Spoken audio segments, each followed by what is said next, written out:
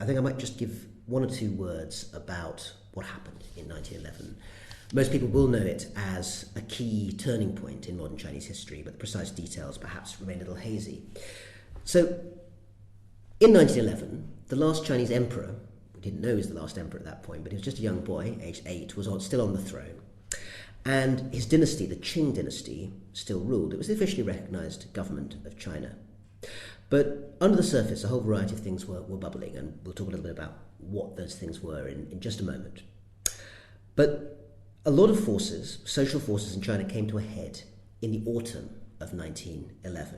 And it started with one relatively small incident in southwest China, in the city of Wuhan, where revolutionaries who were essentially trying to overthrow the dynasty found themselves suddenly discovered they were making bombs, they were keeping armaments in a sort of safe house, and suddenly the local troops of the Qing dynasty were about to burst in on them. So they had a choice. It was a sort of double or quits. Do we give up and get captured and probably executed, or should we launch the revolution right now? And the answer was revolution now. So they actually went to the local commander, and he was rather surprised to be told that he was essentially now at the head of a revolution, and if he wasn't, then he'd be shot. So it's a fairly easy choice from his point of view. But they latched onto something. I mean, the immediate issue in Wuhan, which people were angry about, was that there were rumours that railway rights to actually build transportation links in China, had been sold to foreign interests without being properly run past the Chinese who might want to take part in that. So it was a sort of specific issue that had a wider patriotic message. And the message was that the Qing dynasty, the rulers on the throne, are not protecting China's interest. And for whatever reason, this feeling, starting in Wuhan, spread within days, within weeks. Suddenly, and very unexpectedly, I mean, people use the expression like wildfire, it's a cliche, but in this case it's pretty true. You suddenly see little flames, little lights of revolution lighting up all across China. Every province suddenly had local parliaments, local assemblies, which declared that they no longer recognized the emperor.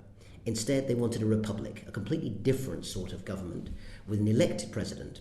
And the man they chose was a man called Yat-sen, China's great revolutionary nationalist leader, who for many years had been trying to overthrow the Qing dynasty, not very successfully, using secret societies and international connections. He wasn't actually even in China at that time. He was in America, fundraising. But when he heard the news about the revolution breaking out, he started on a fairly lengthy journey around the world from America to get back to China.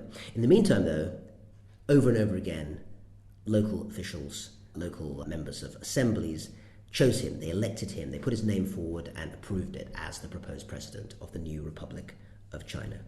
So weeks and weeks passed in October, November, December of 1911. And finally, one of the top military leaders, a man named Yuan Shikai, went to the imperial court, not so much to the emperor himself, because he was only 8 years old, but to his court and told him the game's up. Abdicate now, and I'll arrange pensions, nice palace to live in, you'll have a very comfortable life, but you'll no longer be the emperor. And the imperial court could see which way the wind was blowing.